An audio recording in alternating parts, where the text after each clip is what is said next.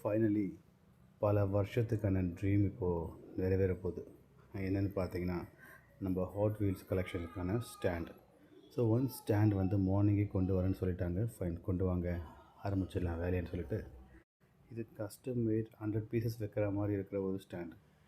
Light acrylic கிளாஸ்லாம் போட்டு நம்ம வெறும் சப்போஸ் ஜஸ்ட்டு வெறும் ஹோல் ஹேங் பண்ணுற மாதிரில இது கஸ்டமைஸ்டு 100 கார் வைக்கிற மாதிரி தான் நான் பிளான் பண்ணினேன்.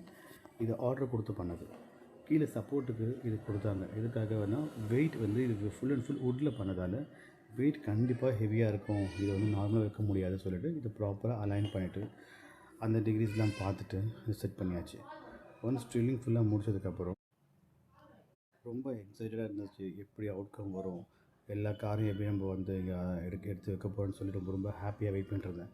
எல்இடி ஸ்ட்ரிப் பார்த்திங்கன்னா 3 சைட்லேயும் போட்டு கொடுத்துட்டாங்க. மோஸ்ட்லி எல்லா இடத்துலையும் அட்ராக்ட் ஆகுது. அப்போ நடுவில் மட்டும் சில இடத்துல அட்ராக்ட் ஆகாத மாதிரி இருந்தபோது கேட்டேன், நீங்கள் அக்ரிலிக் கிளாஸ் போட்டால் அது உள்ளே ஃபுல்லாக கவர் ஆகும்னு சொன்னாங்க.